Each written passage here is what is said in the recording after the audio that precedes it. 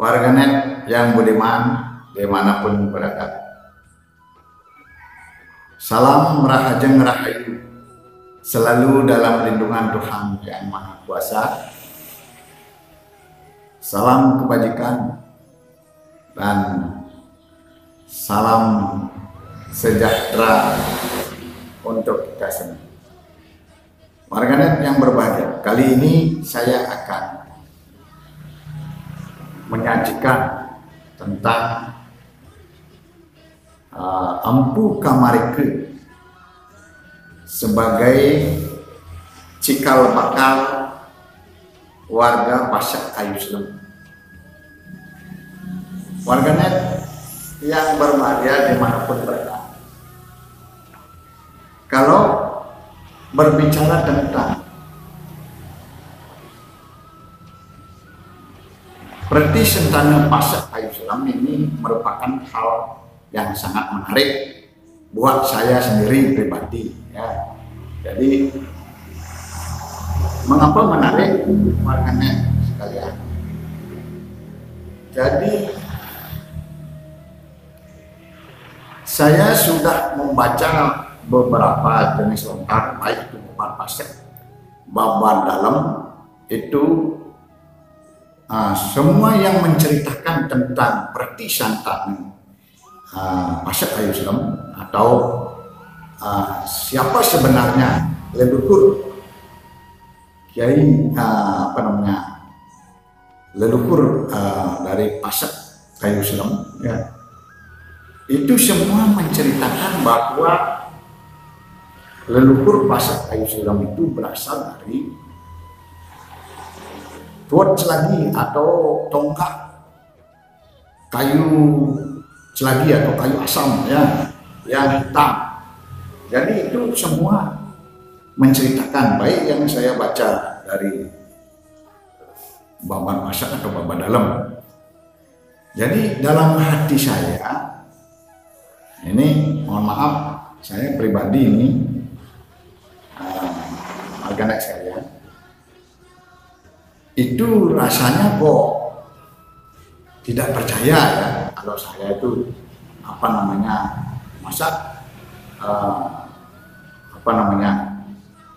kalau Preti Sentana Pasak Kayu Selem ini berkaitan dengan Empu Sumeru. Jadi Empu Sumeru itu datang ke Bali sekitar tahun 999 Masehi, hampir abad ke-10. Nah, sedangkan di abad itu kayaknya kalau istilahnya menyupak suatu benda menjadi manusia, itu kayaknya kurang masuk di akal, sebab itu kejadiannya sudah abad ke-10. Nah, saya baca ini, itu Sangyang Omkaram Mantram, ya, jadi yang berupa Sangyang Pasupati itu belum ada satu abad, kira-kira sekitar 50 atau 55 Masehi itu, ya. Jadi Sangyang Pasupati ini untuk membuat istilahnya manusia, ya, untuk menciptakan manusia itu amat sulit. Jadi Sangyang Pasupati begitu beryoga dengan yoga samadhinya yang tulus, yang menciptakan pertama Ardhenariswari. Jadi Ardhenariswari itu Purusha Perdana. Jadi Purusha Perdana ini kemudian, nah, Purusha Perdana ini bisa di dalam bentuk dibuat, ya, direka istilahnya, direka. Nah, kemudian setelah direka ini, dia dimasukkan ke dalam kelapa gading. Jadi kelapa gading dulu. Nah, kemudian kelapa gading ini Sangyang Ardhenariswari ini diletakkan di ceritanya di lereng Gunung Agung, ya. Disuruh beryoga di sana, begitu sulitnya, ya, untuk menjadi seorang manusia. Nah, sedangkan ini kejadiannya itu setelah kejadiannya sudah abad ke-10. Ini mengenai Preti Sentana Pasak Kayu Selem. yang dikatakan berasal dari tonggak sagi ya, jadi tuat atau tonggak sagi hitam yang disupat itu dengan panca bayunya itu menjadi seorang manusia. Jadi kayaknya kalau kita secara logika ya, itu menurut saya pribadi nih tidak begitu percaya.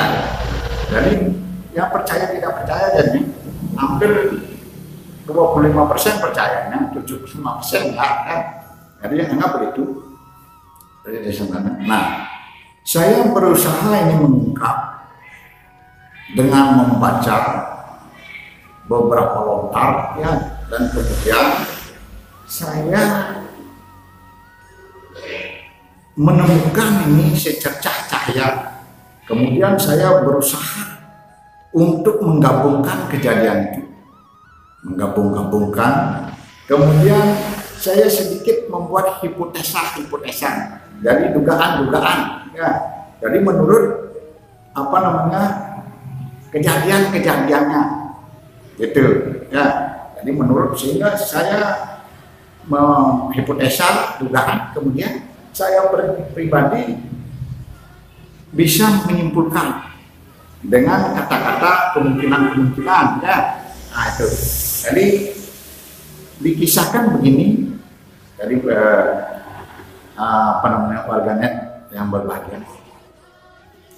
Sebenarnya kisah daripada pertisan Pasak Kayu Selam adalah ya, dulu sebelum ada Raja Bali kuno, dinasti Warmadewa. Nah, sebelum ini ya dinasti Warmadewa. Kalau dinasti Warmadewa itu datang sekitar tahun 913. Itu sesuai dengan Masehi ya, 913 Masehi, sesuai dengan prasasti Blanjong. Ada ya penempahan. Jadi Malak Gede ya, prasasti Malak Gede juga berbicara tentang itu ya. Jadi yang pertama dinasti Warmadewa yang memerintah itu adalah Sri Kesari Warmadewa yang memerintah sekitar 913 sampai 924 diperkirakan ya, 924 Masehi. Nah, jauh sebelum itu sebenarnya warganet yang berbahagia, khususnya warga Pasak Kayu Selam ini yang saya hormati, saya berusaha ini mencari tahu ya. Nah, sebab kalau gini Kiai Agung Pasak Kekele itu kan diambil ke sebagai istri anaknya Kiai Kayu Selam ya. Jadi kita ada hubungan. Nah, maka dari itu saya semangat untuk mengungkap ya minimal lah mendekati itu kebenaran ya. Jadi meskipun tidak terlalu benar, mendekati kebenaran. Jadi warganet yang berbahagia khususnya Pasak Kayu Selam, saya undang untuk memberikan subscribe pada channel saya dan bila mana perlu men-share ya. Jadi terima kasih. Nah, saya akan berusaha menceritakan sebetulnya. Jadi jauh sebelum ada dinasti Warmadewa, warganet itu sebenarnya sudah ada muncul kerajaan Bali kuno atau kerajaan Bali Ule. Ya, nah, di sini kerajaannya bernama Kerajaan Singha Mandawa atau Kerajaan Mataung. Mataung ya. Jadi ini Mataung. Nah, ini diperkirakan Kerajaan Singha Mandawa atau Kerajaan Mataung itu berdiri sekitar tahun 882 Masehi. Diperkirakan ya. Saya begini masih memakai kata-kata diperkirakan ya. 882 Masehi. Nah, ini berpuri atau berpusat di Kuta dalam Kahuripan Panarajon di Pura Penulisan sekarang. Ya, di Pura Penulisan sekarang. Jadi dikuta dalam kahuripan panarajon penulisan kitabnya. Nah, Bangli ya. Nah, dengan rajanya berturut-turut ini, ya, berturut-turut ini rajanya dari 882 Masehi itu. Dari berturut-turut, yang raja pertama adalah Sri Singha Mandawa. Nah, kemudian setelah Sri Singha Mandawa digantikan oleh Sri Ugrasena Singha Mandawa. Nah, kemudian digantikan oleh Sri Ratu Pingit. Ya, kemudian Sri Ratu Pingit digantikan oleh Sri Agni Jayasindhi, atau apa namanya, kalau sering disebut Kibana, Kibana dulu disebut juga Sri Agni Jayasindhi. Nah, Sri Agni Jayasindhi ini memiliki anak lagi yang bernama Sri Agni Jaya Mahireng. Ya, nah, warganet yang berbahagia, baru-baru ini ditemukan sebuah prasasti di Pura Pusat Desa Pukuh, kalau masalah ya, baru setahun yang lalu di Pura Pusat Desa Pukuh yang berdekatan dengan Desa Payung Gede, ya, itu Kecamatan Susut, Bangli. Nah, terkenal dengan prasasti Pukuh. Ya, nah, prasasti Pukuh itu kira-kira juga memuat angka tahun 913, bahwa pada tahun 913 Masehi itu yang menyatakan, ya, dinyatakan bahwa Sri Kesari Warmadewa sudah banyak menundukkan kerajaan-kerajaan dan sudah bisa menyatukan kerajaan-kerajaan Bali kuno lainnya sampai ke Bali Utara. Nah, kalau kerajaan Singha Mandawa ini atau kerajaan Matau kan termasuk di Bali Utara. Jadi Bali Utara sudah di Batur itu sudah termasuk Bali Utara, ya. Nah, itu. Jadi warganet yang berbahagia, kemungkinan saya masih memakai kemungkinan, ya, kemungkinan maksud kerajaan Sriwijaya, apa namanya, kerajaan Sri Kesari Warmadewa, Sri Kesari Warmadewa yang memerintah sekitar tahun 913 Masehi sampai 924 Masehi, ini sudah bisa menundukkan Raja Bali kuno, terutama Bali muda ini, ya. Nah, kemungkinan saya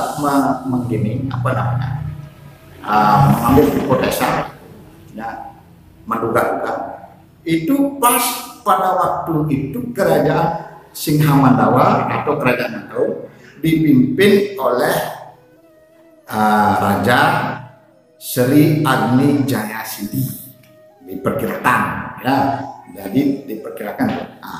Jadi Sri Agni Jayasindhi ini setelah ditaklukkan sekitar tahun 913 Masehi, setelah ditaklukkan, ya, kan sebagai anggap kerajaan taklukan kan, purinya pun diambil ya oleh Sri Kesari Warmadewa, kan itu diduduki oleh Sri Kesari Warmadewa. Nah, kemudian Sri Agni Jayasindhi ini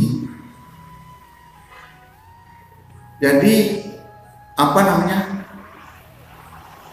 menyingkir jadinya gitu, ya.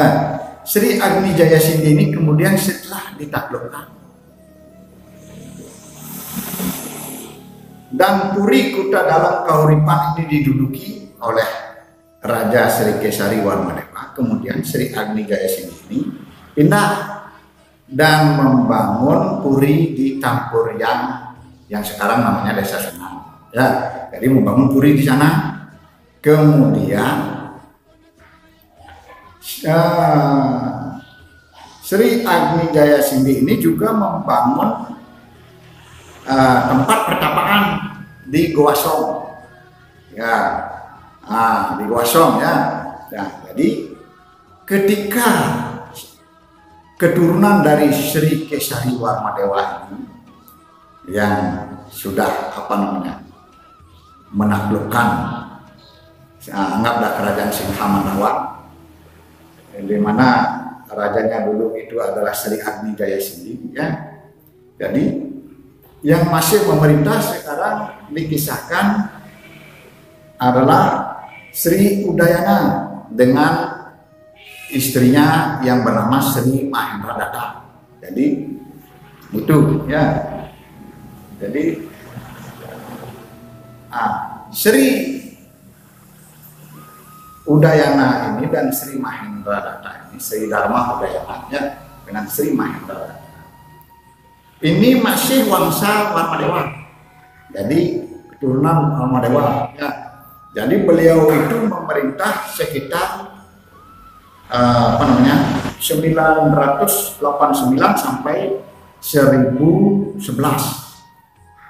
ya. Ini jadi Sri Dharma Udayana dengan Sri Mahendradatta, raja suami istri ya, dulu memerintah sekitar tahun 988 sampai 1011. Ini dimana sebagai bagawantanya itu atau sebagai mahaguru adalah raja dari Raja Sri Udayana ini itu adalah Empu Sumeru ya.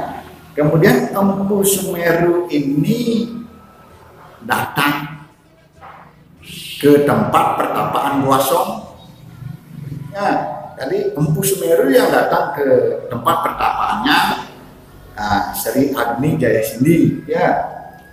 Kemudian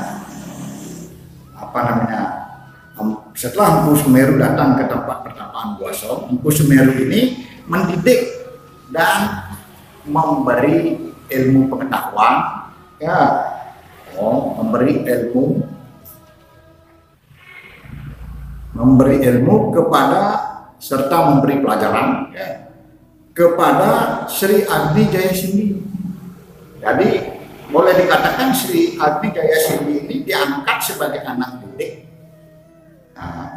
Jayasindhi diangkat sebagai anak didik, kemudian sebagai anak didik diberi gelar, Sri Agni Jayasindhi ini diberi gelar Empu Bandisir Triaka.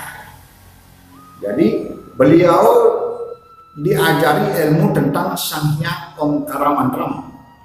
Setelah sukses dan menjadi pujangga, gelar Empu Bandisir Triaka ini diganti dengan Empu Kamarike. Ya. Kemudian Empu Kamarike yang tidak lain adalah Sri Agni Jayasindhi atau Ki Barak disebut. Ya. Inilah yang menurunkan pertisentanan pasak kayu lem. Ya. Berarti tidak dari tonggak kayu. Maka dari itu warganet yang berbahagia sampai saat ini mudah-mudahan perkiraan saya ini benar.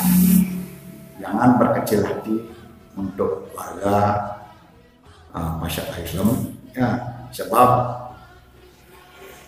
warga masyarakat masyarakat Islam kira-kira bukan berasal dari tonggak atau kuat selagi hitam ya. Kemudian memang warganet yang berbahagia, pada masa kerajaan Bali kuno yang dipimpin oleh Sri Agni Jayasindhi, kebanyakan dia memakai simbol-simbol dari kuat selagi hitam, memakai simbol-simbol keagamaan itu ya, dipakai itu tuat selagi hitam karena beliau itu beraliran sekte Wisnu. Jadi dulu itu kan ada beberapa paksa ya, jadi ada Wisnu. Wisnu di sini dia menyembah dewa Wisnu, makanya hitam itu kan Wisnu. Jadi dia menyembah Dewa Betara di Pura Kulundanu Batur. Itu ya. Jadi itu sedikit warganet yang berbahagia, khususnya pertisentanan masyarakat Islam. Dan saya ingin menceritakan lagi, sekarang mungkin warga masyarakat Islam mempunyai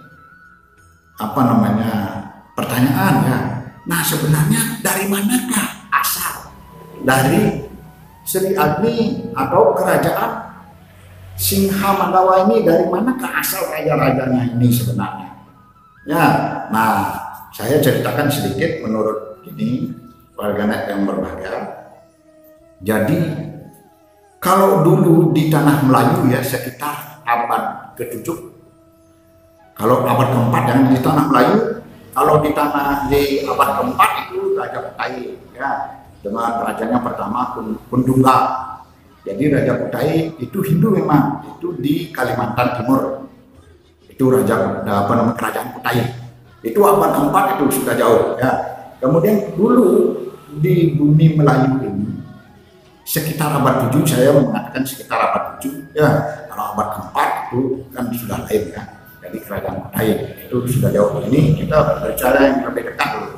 Sekitar abad 7 itu di tanah Melayu ini, saya katakan tanah Melayu ya, yang sekarang Indonesia, itu ada dua kerajaan besar. Yang pertama itu adalah kerajaan Sriwijaya yang berpusat di Swarnadwipa namanya, itu di Sumatera Selatan ya, itu di Palembang, dengan rajanya Sri Sailendra.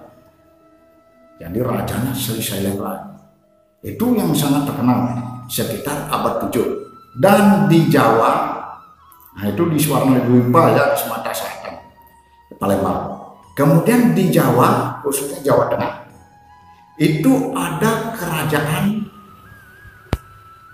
Mataram kuno Hindu yang juga sekitar abad ke-7. Jadi sekitar jayanya kerajaan Mataram Hindu kuno itu sekitar 732 Masehi sampai 930 Masehi. Ya, nah, jadi kemungkinan kalau kalau kita berbicara tentang dari mana asal sebenarnya Sri Agni Jayasinghi ini dan raja-raja yang pernah memerintah Singha Mandawa ini. Ya, jadi raja-raja Singha Mandawa ini dari mana asalnya? Itu kalau menurut saya memang asalnya dari Jawa Tengah ini. Ya, jadi entah dari Mataram Hindu kuno. Ya, entah itu beliau datang ketika Resi Markandeya datang ke Bali. Nah, itu karena sekitar abad ke-8 Resi Markandeya itu datang ke Bali, dan yang pertama disinggahi oleh Resi Markandeya itu adalah kerajaan Mataram kuno ini yang terletak di Jawa Tengah, di Gunung Dieng. Nah, di Gunung Dieng pertama. Jadi Resi Markandeya ini dia membuat pertapaan dari sana adanya dari apa namanya, dari India, kemudian dari Sumatera juga pernah singgah ini Resi Markandeya. Kemudian dia di Jawa singgah di Gunung Dieng pertama. Nah, Gunung Dieng itu dia sudah di sana Jawa Tengah, sudah pusatnya kerajaan Mataram kuno Hindu ya, Mataram kuno Hindu. Nah, dari sana Resi Markandeya membawa pengikut sekitar 800 orang. Dulu belum ada raja-raja lain di Jawa Timur, belum ada raja. Majapahit itu jauh ya. Dari sekitar abad ke-7 itu baru ada hanya di Jawa Tengah, Mataram kuno. Nah, jadi pengikutnya Resi Markandeya ini kebanyakan memang dari Sumatera itu, dan dari Jawa Tengah, dari Gunung Dieng ini. Ya, jadi ada kerajaan Mataram kuno, banyak buktinya Hindu ya.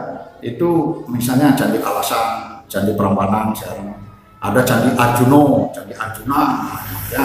Itu di dekat Gunung Dieng. Ya, itu banyak gininya, bukti-buktinya ya, dia ada prasasti. Nah, kemudian Resi Markandeya ini dengan sudah membawa pengikut 800 orang, baru dia membuat pasraman di Gunung Raung. Nah, di sana beliau bertapa, kemudian bertapa yoga samadhi ya. Kemudian baru beliau itu dengan membawa pengikut dan murid-murid Wong Age dibilang ya. Jadi apa namanya orang Age itu artinya gunung. Kemudian baru menyeberang ke Bali. Kemudian apa namanya Marabasuta, kemudian pertama gagal, sehingga tinggal 200 orang ke Bali, baru lagi kembali ke Gunung Raung bersemedi, baru mendapat pawisik, baru ini membawa lagi mengikut 400 orang, itu, baru menanam Pancadatu, kemudian sukses di Besakih. Nah, jadi itu warganet saya. Jadi kalau menurut saya itu berarti Sintanu Pasai Islam dia asal mulanya dari kerajaan dua besar ini. Kalau enggak dari Sumatera ya silakan. Kalau Sriwijaya dulu kan dia menganut Buddha, sedangkan Jawa Dieng ini Hindu kuno. Jadi Mataram kuno Hindu. Ya, jadi tapi kalau saya berpikir pasti berasal dari Hindu kuno. Sekte sebab membawa sekte Wisnu ya. Jadi kalau saya ini sebab kalau Buddha kan lain, ini kan sektenya Wisnu, berarti masih Jawa Tengah itu Mataram Hindu kuno ya, Mataram kuno Hindu. Nah, ini itu kalau asumsi saya itu berasal dari sana ya, dari Jawa Tengah itu, dari kerajaan Mataram kuno Hindu. Jadi inilah sebenarnya berarti sebenarnya entah beliau itu datang dengan ikut Resi Markandeya datang ke Bali atau sendiri ya, itu kita kan nggak tahu, ada masih menduga-duga. Nah, jadi itu sedikit warganet sekalian. Jadi dulu ada dua kerajaan besar yang bersaing menaklukkan dunia ya. Jadi ini dah kerajaan Sriwijaya yang rajanya Sailendra, makanya terkenal dengan istilah dinasti Sailendra ya. Jadi itu apa namanya diperkirakan sekitar abad 7. Kemudian ada Raja Mataram kuno di Jawa Tengah. Nah, ini yang bersaing, kerajaan besar ini bersaing. Jadi saling takluk menaklukkan ya, itu istilahnya. Nah, kemudian Sriwijaya ini dia mengembangkan wilayah ke Bali dengan mengirim dinasti Warmadewa ini ya. Jadi dengan mengirim ini pertama dinasti Warmadewa yang pertama Sri Kesari Warmadewa, itu yang memerintah sekitar tahun 913 Masehi sampai 924 Masehi ya. Nah, kemudian mungkin saja kerajaan Mataram kuno ini, Mataram kuno Hindu ini juga sebenarnya sebelumnya Sriwijaya di Bali itu menaruh kerajaan, menduduki kerajaan di Bali ya. Itu Mataram kuno ini sudah duluan ya apa namanya kerajaan Bali Ule ini didirikan. Jadi kerajaan dari Singha Mandawa ini ya. Makanya kerajaan Sriwijaya ini mengirim Sri Kesari Warmadewa ini untuk mendirikan kerajaan juga, saingan dengan Bali Ule itu jadinya ya, bersaingan dengan Raja Bali Ule yang Raja Singha Mandawa ini. Kemudian kerajaan Singha Mandawa ini bisa ditaklukkan oleh Sri Kesari Warmadewa sesuai dengan prasasti kukuh itu ya. Jadi itu ceritanya. Nah, memang kerajaan di Jawa pun, Mataram kuno pun sebenarnya sekitar abad ke-9 itu bisa juga ditaklukkan oleh Sriwijaya. Jadi kerajaan Mataram kuno Hindu ya juga bisa dikalahkan oleh kerajaan Sriwijaya di Jawa Tengah itu. Nah, kemudian nanti setelah runtuh itu baru berkembang ada kerajaan macam-macam ya. Jadi ada kerajaan Medang, kemudian baru ada kerajaan Daha Kediri, ya, baru ada kerajaan Singosari dan seterusnya, baru ada kerajaan Majapahit. Nah itu kira-kira begitu sedikit pertisentane, khususnya pertisentane masyarakat Islam. Jadi mulai pada saat ini saya sudah ceritakan secara gamblang, jangan berkecil hati bahwa saudara-saudara saya yang ada di mana pertisentane masyarakat Islam itu dikatakan berasal dari tonggak kayu, ya, kayu selagi. Itu menurut saya secara logika belum pas, ya. Jadi yang pasnya itu seperti yang saya sudah ceritakan. Nah, jadi begitu sedikit dulu. Ini saya ada bacakan sedikit, ya, tentang Empu Sumeru yang mengasih nasihat atau pesan-pesan kepada Sri Agni Jayasini. Ya, nah ini ada gininya menarik. Nah, saya bacakan, ya.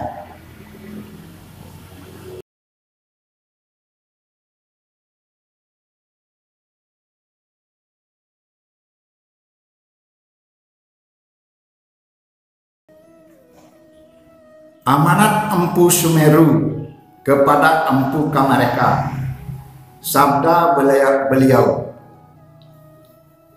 baiklah anakku memegang Sang Hyang Omkara Mantram, Sang Hyang Omkara Dyatmika. Apabila ada keturunanmu, beritahukan pada mereka tentang tugas kewajibannya. Begitu juga supaya orang-orang Bali Age mengetahui bahwa sekarang anakku sebagai ksatria dan brahmana, akan tetapi hanya 3 keturunan, dan selanjutnya surut menjadi rakyat biasa. Oleh karena nanti banyak keturunanmu tersebar di seluruh Bali, beritahukan juga mereka supaya mereka tahu dan taat dengan tugas kewajibannya. Kemudian sesudah lewat dari 3 keturunan, mereka disebut Arya Pasak Kayu Selem, dan apabila memiliki kemampuan boleh menjadi pujangga, berhak menjadi pandita. Empu Sumeru berkata pula bahwa bagi mereka yang berkedudukan di bawah pujangga seperti dukun. Nah, dukun di sini bukan berarti hanya pengobatan. Dukun di sini bisa berarti pemangku. Nah, seperti dukun atau pemangku, kalau memang memiliki kemampuan yang cukup, boleh mengikut upacara pembakaran mayat leluhurnya. Apabila belum ada keturunan Empu Genijaya yang bertugas mengikut upacara di Bali, boleh memakai keturunan Empu Genijaya yang lain, walaupun belum Pudgala atau Dwi Jati Dikse. Keturunan beliau berhak memuja seluruh upacara untuk orang Bali. Demikianlah, jangan hendaknya menyimpang, sebab sangat berbahaya akibatnya apabila beliau marah. Di samping itu, ada pemberitahuanku berupa ilmu dan sastra yang tidak berwujud. Dengarkanlah baik-baik dan perhatikanlah dengan matamu, dan tidak boleh berkedip setelah memberikan wejangan dan membisikkan Sang Hyang Omkara Mantram ke Sri Agni Jayasini. Empu Sumeru kemudian bertanya, apakah sudah jelas dapat diterima? Empu Kamareka mengatakan, sudah jelas dan dapat menerima. Lalu dengan melakukan sembah sujud, Empu Kamareka menghaturkan banyak terima kasih atas anugerahnya tersebut. Empu Sumeru lalu meninggalkan Tampur Hyang menuju Besakih. Setelah beberapa lama kemudian, Empu Kamareka meninggalkan dunia fana ini untuk selamanya. Pada waktu pembakaran jenazah Empu Kamareka, putra-putra Empu Genijaya yaitu Sang Saptarsi, Empu Ketek, Empu Kananda, Empu Wiradhyana, Empu Widodharma, Empu Ragaruting, Empu Prateka dan Empu Dangke, Sang Saptarsi berkenan datang ke Bali. lalu melakukan pemujaan pada upacara pembakaran jenazah empu Kamarike. Begitulah seterusnya, setiap upacara yang digelar keturunan empu Kamarike selalu dipuja oleh keturunan Empu Kenijaya. Empu Kamarike inilah sebagai cikal bakal dari warga Pasak Kayu Selam atau Ki Kayu Selam, Ki Celagi, Ki Tarunyan, dan Ki Kayuan di Bali. Begitulah warganet sekalian, kurang lebih ya. Jadi saya tambahkan sedikit, Sri Kesari Warmadewa yang menundukkan ya, kerajaan Singhamanawa atau atau kerajaan Mataung ya. Makanya saya menurut hipotesa saya itu besar kemungkinan itu berasal dari kerajaan Mataram kuno Hindu ya, kerajaan Mataram kuno Hindu. Itu jadi Sri Kesari Warmadewa ini adalah keturunan dinasti Sailendra, jadi kerajaan Sriwijaya yang ada di Sumatera Selatan atau disebut dengan Swarna Dwipa ya. Jadi itu warganet sekalian. Jadi kalau Sri Kesari Warmadewa itu dulu berpuri ya, purinya namanya Singhadwara yang di dekat kawasan Besakih, Pura Besakih sekarang. Nah, makanya di sana kan ada Pura Salonding. Makanya ini besar kemungkinan karena dari Besakih ke Batur kan tidak terlalu gini ya, tidak terlalu jauh. Lalu kemungkinan dari sana beliau menyerang Raja Jawa Kuno sehingga bisa ditaklukkan. Jadi begitu warganet yang berbahagia, sampai jumpa lagi di Bapak Pasar berikutnya. Saya akan terima kasih.